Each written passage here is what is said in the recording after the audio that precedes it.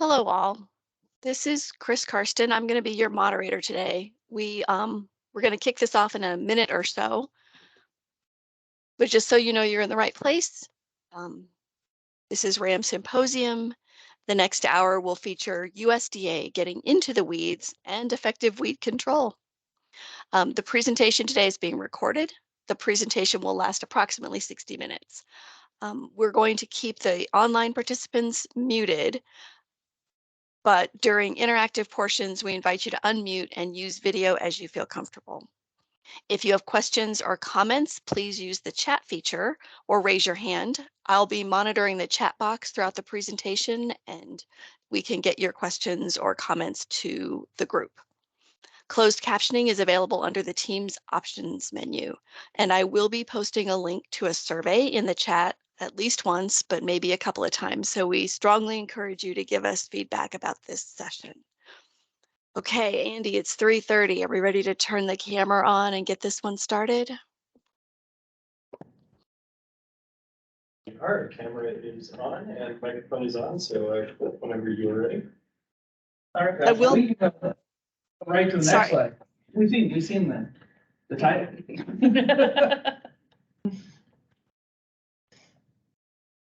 All right, I'm Cliff Schulenberg. I'm one of your presenters today. I've been in the College of Ag Sciences for 7 years as the grant facilitation manager.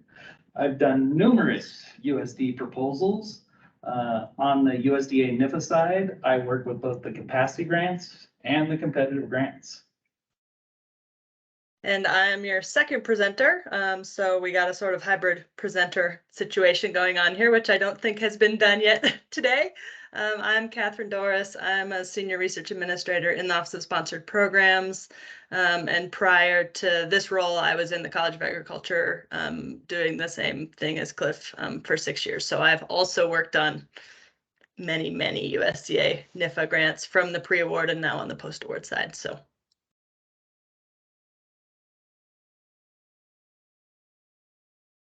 All right, so we're going to start sort of by taking a step back. And I realize this is a small slide, but you don't have to know the details. So USDA has a lot of branches underneath their secretary.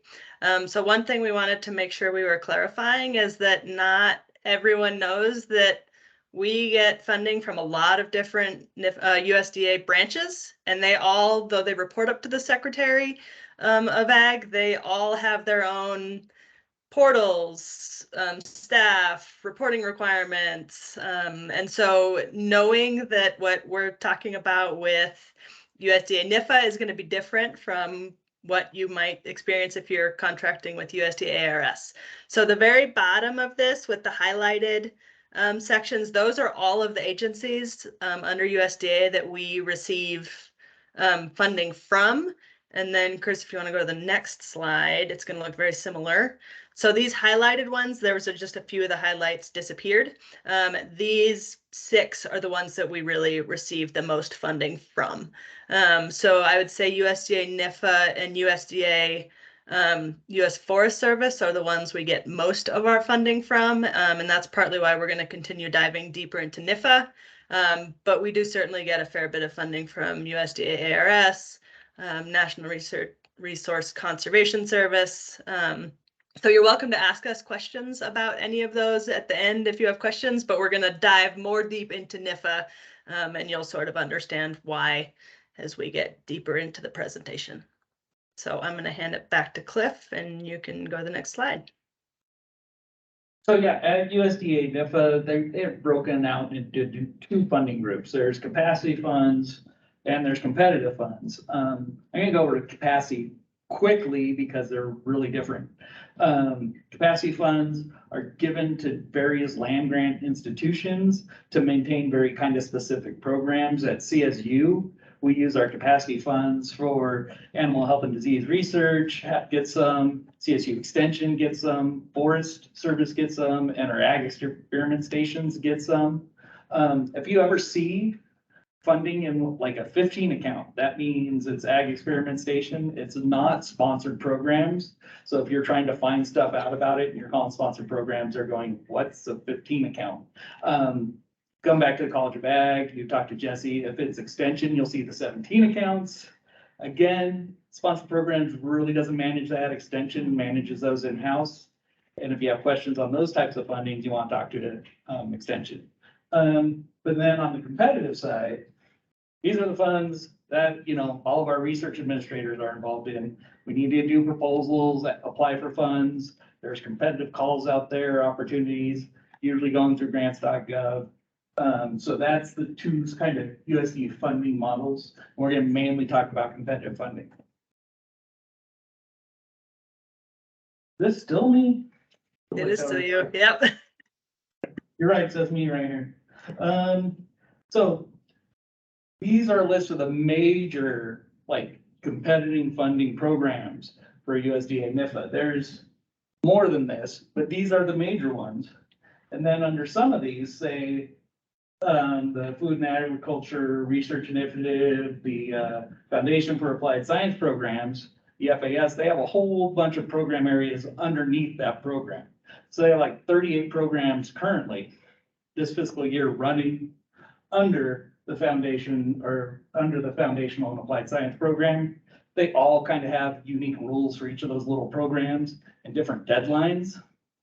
So they kind of start with, like, we break it up into little areas and then smaller areas, and then have specific opportunities to apply for in those areas. I think that did that. All right, finding guidance. Again, this is USDA NIFA does not make guidance easy. They decided, okay, the top level of their guidance is really the USDA NIFA grants application guide. That's supposed to apply for all the grants.gov funding that you're applying for. And so that's the source material. It comes out at irregular intervals. I actually just found out there was one released May 2022. I think I've been using the old one. And hopefully that hasn't changed too much. So I have to go back and get that downloaded into our tools for my team, so we can, like, make sure we haven't made any mistakes since they got the new guide out. But they just released new guides. It's a source. Then underneath it are the requests for applications that they release. And the requests for applications might have specific guidelines that contradict the guidelines in your application guide. If that happens, the RFA is the document that takes precedence, so you follow those guidelines. Now, if your RFA is silent on something, and then the application guide has it in there, well, the application guide takes precedence.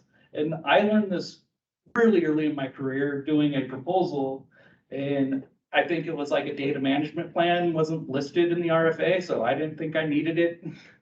And then somebody's like, where's your data management plan? You know, we got a couple hours to submit. And I'm going, well, I do one. It's not in the RFA. They're like, but it's in the application guide. You still need it.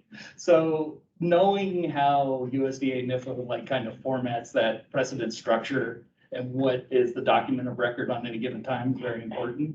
That it always goes back. If it's not in the RFA, well, you still need to do everything in the application guide. Then underneath that is a whole nother document that they split out on certain calls, and I'm going to get to that in the next slide.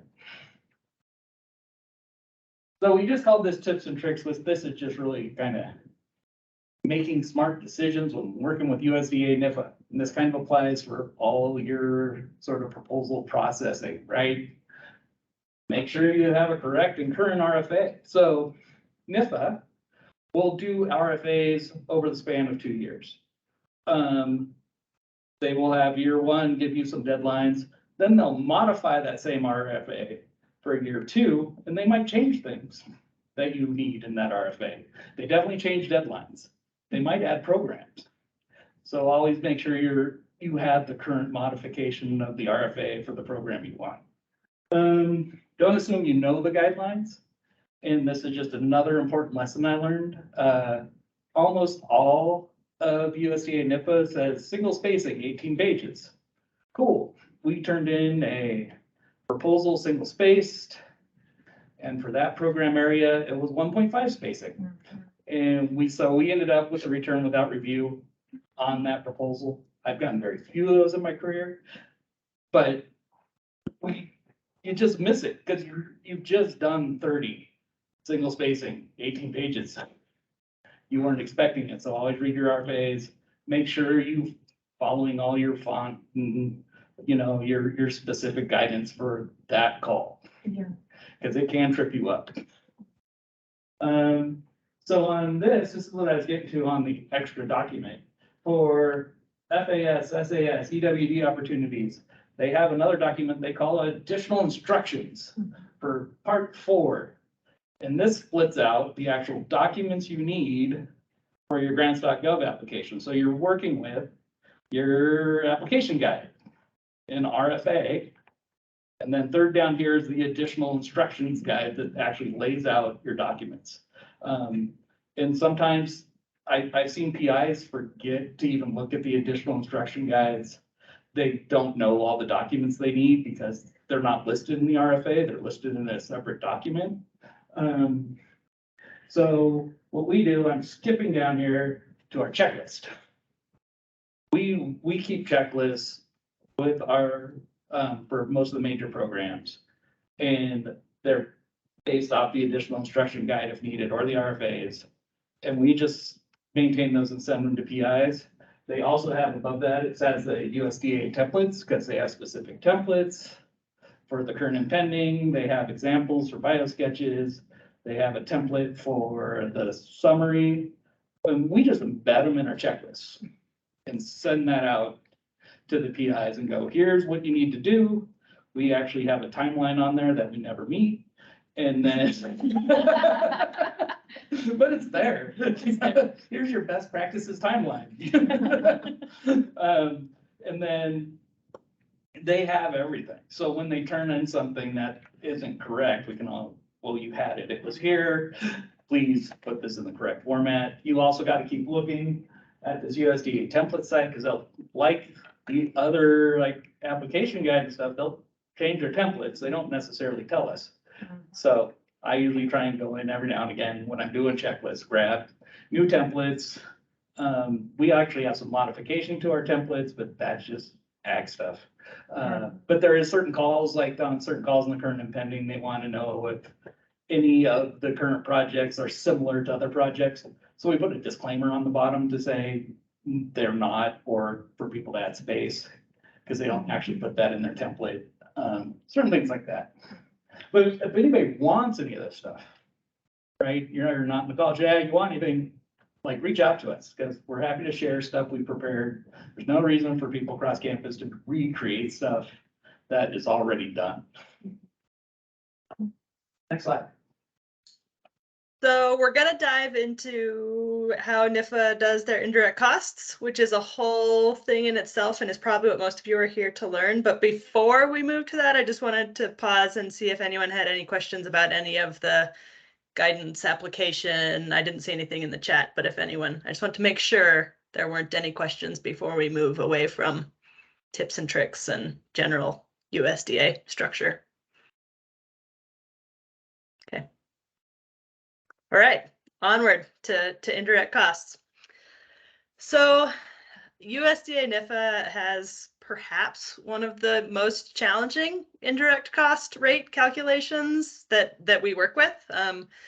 I'm seeing Chris nodding. Maybe it's the most complicated that we work with. So it's actually changed in the last couple of years, last 4. And that's really what it was challenging before, and now it's gotten even more challenging. So before in 2018, you can see the language, and it just says the last sentence, you should limit your request of the recovery of indirect costs to the lesser of your institution's negotiated indirect cost rate, or the equivalent of 30% of total federal funds awarded. So great, under that, if we have a whole bunch of subs, they figure out that calculation on their end, give us their budgets. We figure out that calculation based on our total budget, send it in, we're good. 2018, they made a big change, and I highlighted in green that big change. the number one, the sum of an institution's negotiated indirect cost rate and the indirect cost rate charged by subawardees. So what happens now is we have to not only just make sure that CSUs as the lead applicant is under that 30% total federal funds threshold, but we have to make sure that our indirect costs plus any subs indirect costs are under that 30% threshold. And we're still doing this either or calculation between our negotiated indirect cost rate or this 30% TFF. So there's like about 3 different things you have to be kind of paying attention to as you're starting out with indirect cost rate. So We got a question in the room real quick, Sonia. Yeah. Catherine, hi, this is Sonia. We did have a situation, and you might remember, where we had subawardees on this, and they met this requirement, but for us, we had to reduce hours because of, we charge them the first 25,000 for them, and that's kind of an unfair treatment of a prime applicant there. yeah, we actually have a slide about that exact topic because it's an interesting one. So Yeah. Yep. Get into this in more detail, and we have to hear more from you about it. It just discourages the institution to be the prime applicant, because we're doing most of the work, but we are taking less of the indirects. Yeah. And I don't understand Yep. how I you think. justify that. yeah, I'll go Cliff and into I were both a lot of at the details meeting on where they how rolled that it out to the land grant agencies and or institutions, and it was an uproar. So Yeah. yes. So we will get back to that, Sonia. We have a couple slides, and then we will get back around to sort of the methodology for why the lead takes the cut. So if anyone else has any other questions about this slide, if not, Chris, you can move to the next one. So calculating 30% total federal funds. I mean, a lot of folks on campus have potentially seen this with like a total project budget rate. But since KRPD does not have a total federal funds rate, and it's very hard to actually use a total federal funds rate when building a budget because it's kind of a check at the end, we have to use an equivalent rate.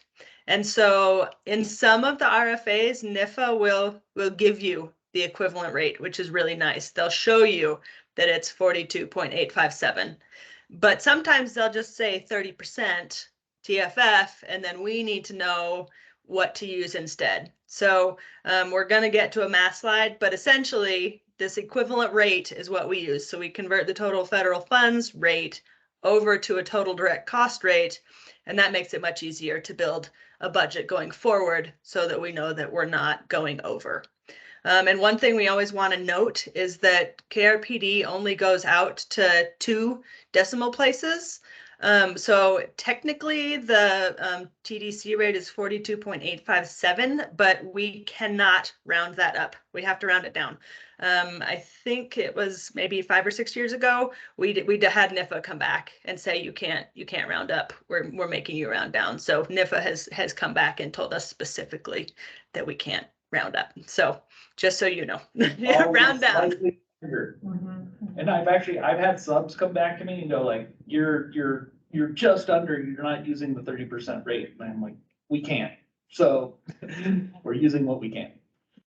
Yeah, and we've seen subs that are able to use, on that note, the 42.857 because their budgeting system allows them to, and that's fine. But just for CSU, for our rate, we can't use that. So we just round down to 0.85. So, all right, I think you can move on to the next one. So here's the math slide. Just sort of as I'm not going to really go through it. You all have copies of it, but just how you convert from a total federal funds to a total direct cost. This also serves you well if you're in a position for a non-federal and are trying to do the conversion from a total project budget over to a total direct cost. So it's just a pretty basic conversion, and then I always just double check that the math is right. You can see with the examples I give that you get to the same indirect costs. I use this math kind of an explanation when I get PIs that provide me a budget and it comes in at 30% of total direct costs. And we got to explain to them why we're gonna use 42.85%. And I find sometimes it's good to just throw some math out there. This is why we're doing this. It's 42.85, this is how we calculated it, it works, and move on. Otherwise, you can get into like a series of emails trying to explain why you're not using 30%. Yep. Okay, I think unless anyone has questions, you can move on. That was mostly just the overview. So we've already talked about this a little bit, but this either or really is a big thing because we can't just assume that the 30% total federal funds is going to be lower. We still have to do the math on every single budget to make sure that our negotiated indirect cost rate isn't less. So Cliff's going to go into some like how you actually sort of start into it in a couple slides. But you can kind of tell for where to start based on what's in your budget. And essentially you build the budget with whichever rate you start with. And then when you're finished, you just toggle between the two different rates, and whichever one yields lower indirect cost rate is the one you use. We don't get to pick, we just have to use the lower rate. It doesn't happen very often. I have seen you actually have to be looking at the indirect cost line for the lower. I've seen one instance in almost 10 years where the overall project was lower, but the indirect cost rate was actually higher, which was a little weird. And it's actually that indirect cost line that you're looking at that needs to be lower. And I can't explain how the math worked on that one, but I double checked it. So if you have a whole bunch of of budgetary items that are going to be exempt, like say you have a whole bunch of subs, you have tuition, you have a whole bunch of equipment, often you can just start using our negotiated indirect cost rate of the 53 because it's likely, because of all those exemptions, our rate is going to be lower. If you don't have much of those exemptions and it's a pretty straight budget with just all personnel, travel, materials, and supplies, you could safely start with the TDC because it's more likely that that's going to be the lower rate. I mean, you can do whatever you want, but if you're looking for a place to start, that's just some sort of how to. And I almost always start RPIs with a 42.85% TDC budget and figuring that's the max, and they'll be happier if it's lower after I get the budget in her than if we had to like go, oh no, sorry, wrong rate. Yeah, more indirect costs. Yep. So, all right, Chris, I think you can go to the next one. So this gets at Sonia's question about reducing IDC. So when USDA NIFA made this change, the it wasn't ACLU, the APLU, the Association of Public Land Grant Universities, all got together and there was a lot of meetings on it. And this is not an official consensus, but most of the instances, it's the lead that takes the hit.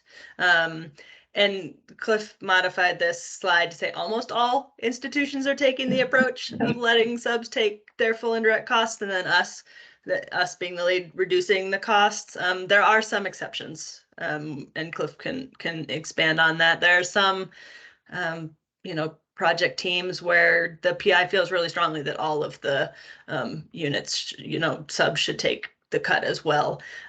Part of the sort of methodology, I guess, for this is that it makes it really hard if you know that you're over to be changing, if you have 3 subs, to be changing all of those subs rates and yours.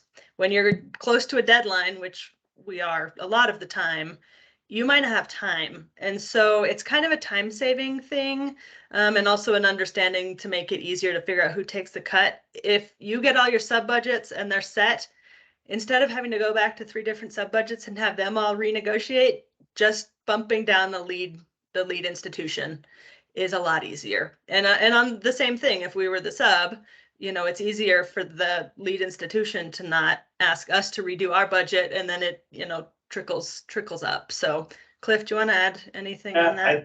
I think you kind of nailed it. For me, it's the efficiency of it. To actually have to spread that cutout among all the institutions, when you have multiple subs going and deadlines approaching. I mean, we have enough trouble getting the subs' final budgets approved by their OSP offices in and ready in order to make, our application deadlines. If we had to put those in, then calculate our whole budget, then go back and go, no, now redo all these, but, use this percentage and we'll then use this percentage and we'll redo this calculation and see where we're at kind of thing. It's just very cumbersome. I think on the other side of it, it does hurt the lead to take the cut from the indirect cost side, but it helps the lead from the direct cost side. So they're applying less indirect cost, but they can apply more indirect cost because of that usually. So there is sort of a give and take there. And it's sort of understood that, when you're a sub, you're getting the full 30, and when you're the lead, you might have to cut it. And everybody's sort of playing that way. Early on, we weren't gonna do that. CSU was going to spread it out. And that came from Diane Barrett. And then we started working with the UC California, or University of California system, and they were adamant. They're like, we're not doing it. This is how we're going to do it. And after that discussion, and then we had more people saying that, we sort of said, okay. Kind of see where this works. We're not happy about it at that level. I was happy about it because it works better for me. But at the BPR level, they're able to accept it, and that's how we move forward. But there were a lot of discussions. And it's just how can we apply this efficiently?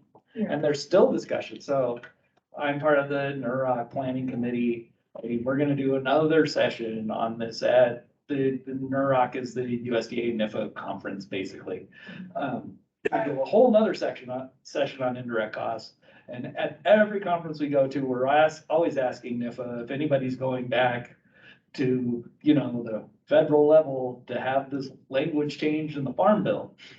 So we can kind of get rid of this and go back to how we used to do it. Now, I don't know how much headway we've made there, but it's definitely there. Those questions are asked by a lot of universities, a lot of land grants would like to get rid of this.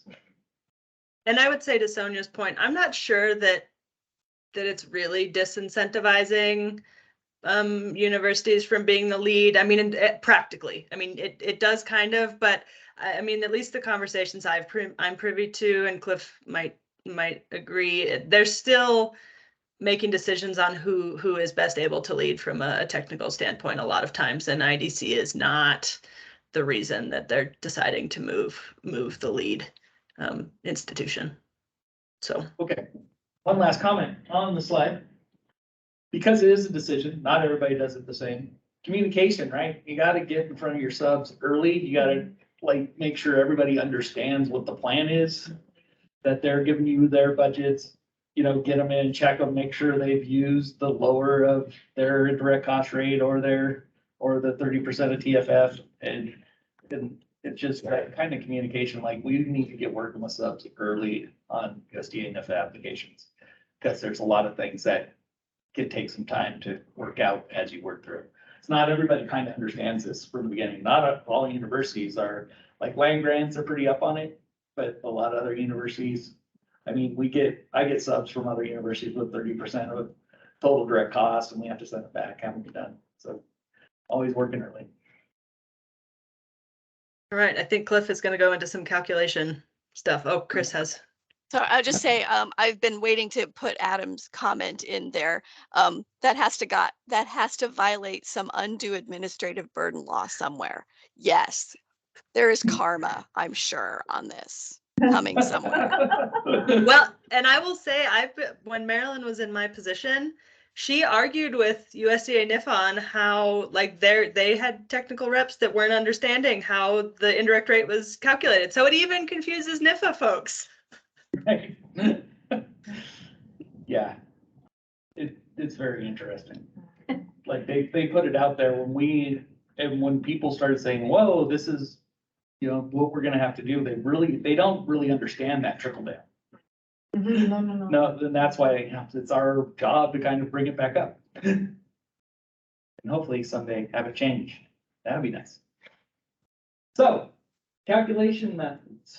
There's a couple ways I do this. One, if all of the subrecipients you get their budgets, they're final, and they're all using the maximum allowable USDA rate, and that all looks good, you can just go into KRPD, set your rate for 42.85 of total direct costs, and then go into each of those subrecipient detailed line items. So I click that details button that I highlighted, and that will bring up the details, and you'll have the rates tab. If you hit rates and uncheck apply rates, now none of your sublines are going to have indirect applied. It's only going to apply to all your other direct costs, and that will work out perfectly. But it only works if all the subs that you have applied the maximum USDA NIFA rate. If they applied a variety of rates, it doesn't work because we're gonna kind of want to like get some of that lost indirect over on the CSU side. So that's rate number one. That works really well. I tested it. I've never even thought to do this until recently because I didn't know you could go in there and apply rates for individual line items. But It is dangerous, Cliff. I'm not gonna say I want everybody to be doing this, but I do see it the works business super use well, case. Chris. It There's does. This is a great case for that, but it's not a blanket. No, it has to be on a certain set of parameters that happen. You can do this and it will work. Agreed? Chris? Agreed.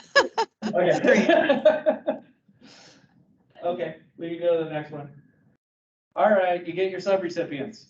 Rates are all over the boards from them. You put in 42.85%, you did a KR budget, and now it's time to break out a spreadsheet and sort of figure out where you're at and what to do next. I built one. You can build your own. I think other people have them out there. What actually ends up happening is I build like this general one that kind of works. But then I end up doing a whole bunch of side calculations because there's always other factors at play than just this simple calculation. This will get you started. But then other things happen. I'll get to that. So basically all you have to do, the way it's set up in the green sections, you put in your numbers from KRPD, the total direct cost, total indirect costs, go into each subline, put in their total direct costs and indirect costs. And everything that's like highlighted in orange is formula.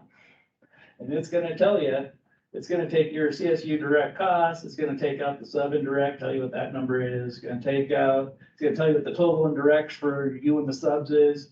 That is gonna tell you what you're at percentage of total federal funds. This one is like, okay, 47.27, that's above 30, can't work. Then it just follows the formula down and it goes, okay, if this is the total direct cost, what's the maximum total direct cost we can have? Tells you what the difference is between the total and what you currently have. It says, okay, well, CSU needs to adjust their total direct cost down to some number. And if the total direct cost in KR are this number, well, the percentages needs to be blah, blah, blah. This one's 7%. This is kind of a drastic case. But I've had them be where we're pretty low. So you can go back into KR, you can plug in that percentage. The check down there is basically telling you like, yeah, that should be okay. Use that percentage. You're gonna be good. But here's the thing, you're gonna put that percentage in. What's gonna happen is your whole budget's gonna go lower. And I didn't say this earlier, but USDA NIFA has a lot of maximum budgets, right? They're like, okay, for this program it's 600,000, for this program it's 300,000. And once you do this and you put that number in, your budget goes down to say 250 on a $300,000 budget. Your PI is going to be thinking that, I might need more direct costs to complete this work. We're going to rebudget, right? They're going to put new numbers in. Then once you have the new numbers in, you open up another spreadsheet, put them back in and see, am I at 30%? Am I where I need to be? If I'm really, sometimes you end up really low, you'll be like 25%, I'll be, okay, I gotta bump my percentage up a little bit. I try and get fairly close to 30% of total federal funds. I don't mess with it past I don't know, like a $500 range, but there's no official range that I know of, Chris, that we have to be within. CSU wants to maximize their indirect costs, right? We want to be as much as we can get, but then still fall in the guidelines. But it also, without, we don't want to waste a day on it because that's really not saving us money. So everyone can work that out in there for themselves on how that works, but this is how I do it. I can share this. I haven't tested this one a lot, so I'm a little nervous about sharing it. The last one I did totally didn't work. That was the last presentation. It worked, but it was a little funky. We can go to the next slide.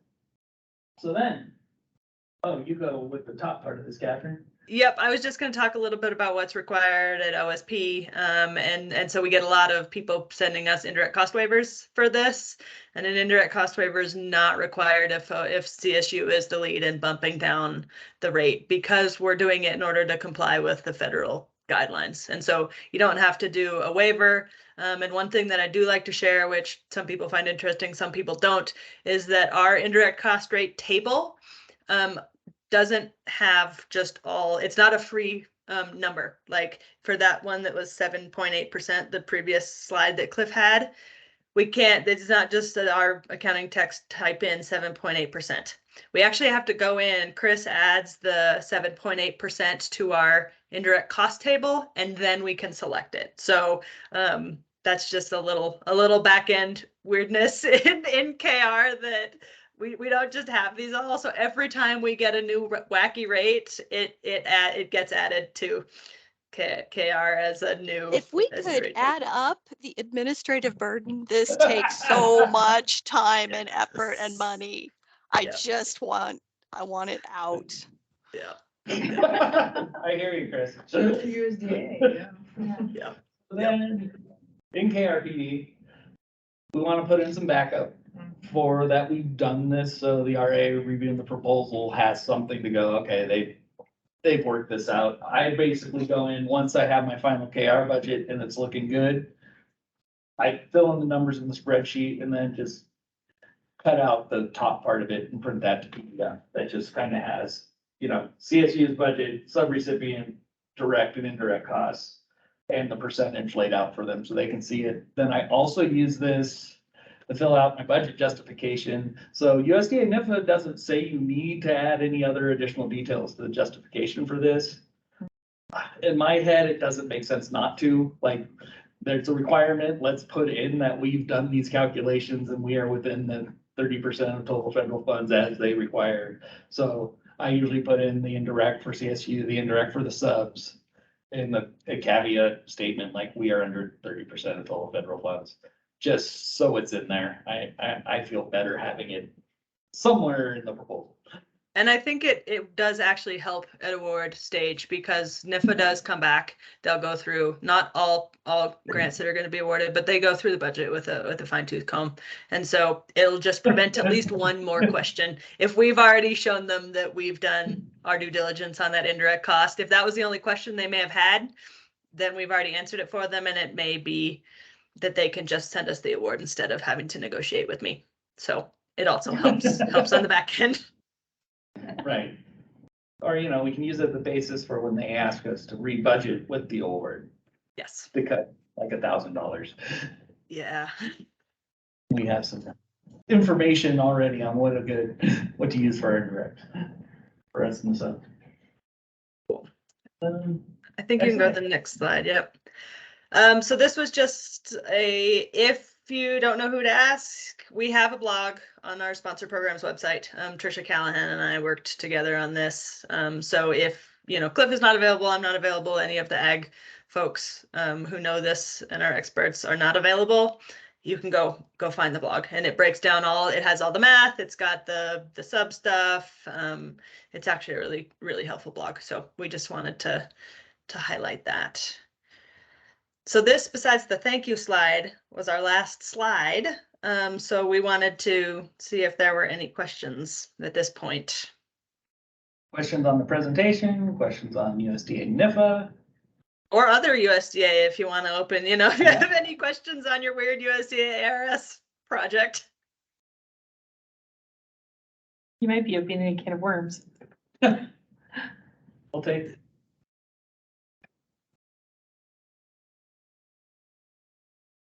So Adam is typing, but has not finished typing yet. So I don't know if there's a question coming.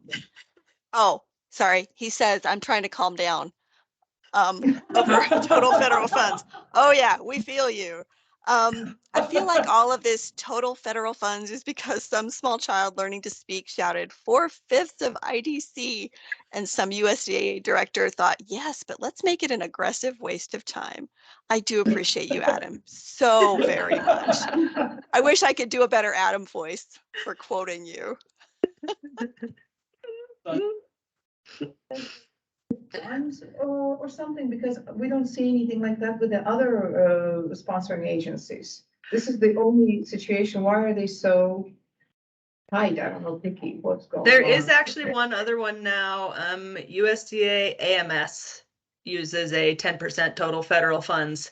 We don't see very many of those, but we have a few. That's the only other one that I've seen that has this, and that includes the subs as well. There's also some history, and I might misquote this because this was way back when, I'm trying to remember, but I think it used to be 22% of total federal. Yes. funds, or some other percentage. Yes. 28.205 total direct costs is what I started with. So, yeah, this is better. But how But come why, that right?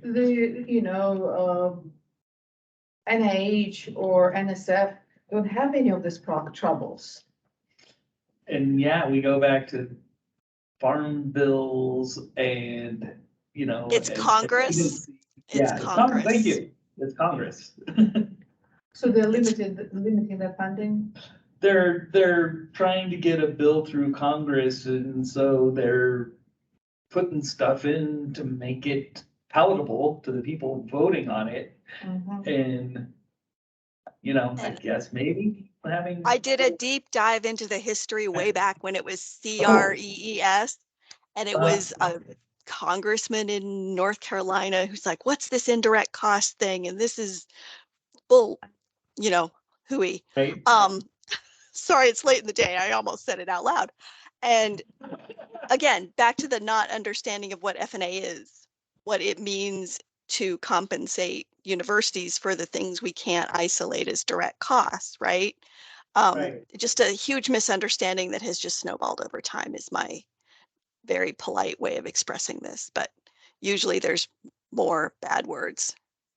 But yeah, and it's not, I mean, I can kind of understand, hey, we're gonna use a lesser rate, but then the complications on top of it, how they've rolled that out, and what we have to do to,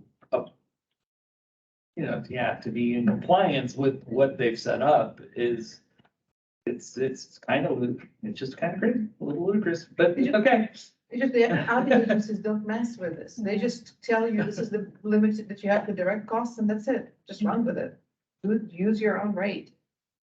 And I should mention, USDA NIFA doesn't always use 30%. Yeah. I mean, they have other programs with other rates.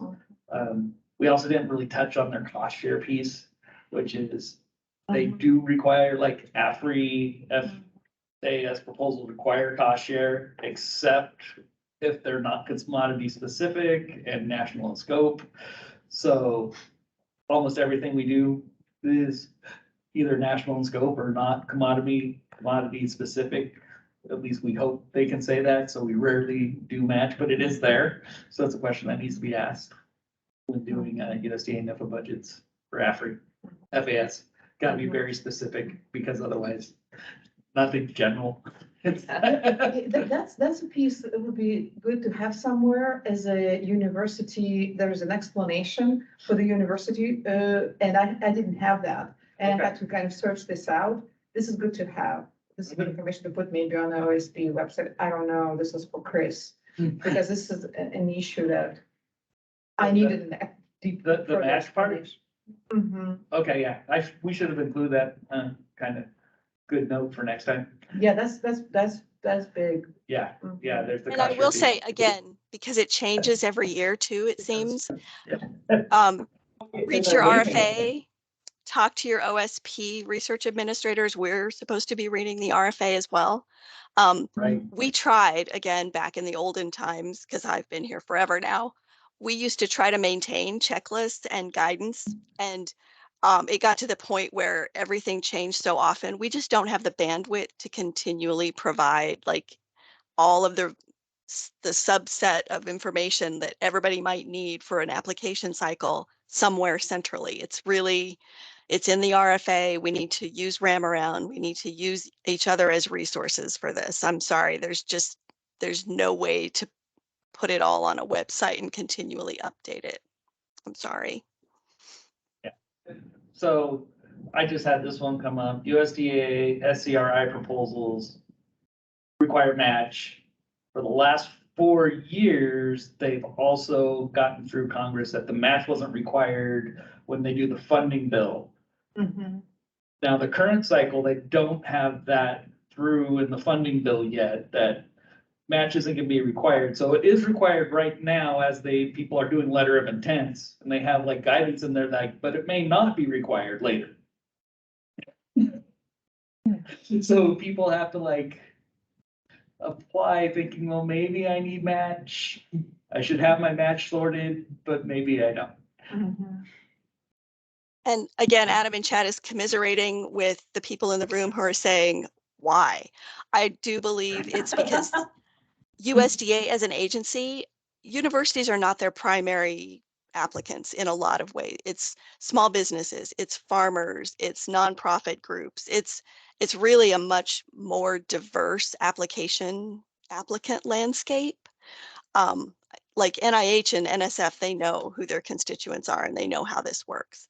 I think there's just a lot more, I want to say diversity again, but I mean that there's good diversity, and then there's how many competing voices can we have to try to get to something that we can all do successfully. It's a lot. Definitely. We talked about it, like me and Jesse talked, I mean, it's not like we're the 1862 land grant, but there's like the 1892s and like they don't have the people we have to like manage what we're talking about here. Like it must be so difficult for like one person in the office to kind of figure out all of this bureaucracy and make it work. And but they want these smaller institutions applying for these funds. And they're kind of like always going, but we just don't have the people to make it work, just to figure it out. Totally. Administering themselves. On that uplifting note. Thank you so much. Any other questions, comments?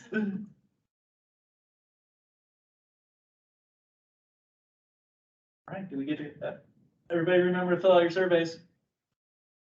Yeah, Thank Chris you. posted the link in the chat for those of Couple you of who are times. in person. Yeah. Awesome. Thank you. Thank you. Thank you. Okay, so my little wrap up closing is I've also put this in the chat. A recording of today's online seminar and resources will be made available on the OSP training website and via Ramaround. Please fill out the survey. And on behalf of the OSP Training and Professional Development Committee, thank you for your participation today. And thank you to our presenters, Catherine and Cliff. Thank you. And that's the last session of Ramaround in this room today, right? So I hope all of you had a really great time. And I want to give a huge shout out to Shannon Irie and Catherine O'Hare for making all of this happen, and for Andy Reynolds stepping up and being a technical resource as well in one of the rooms. So thank you. Thank you all. Thanks. Thank you.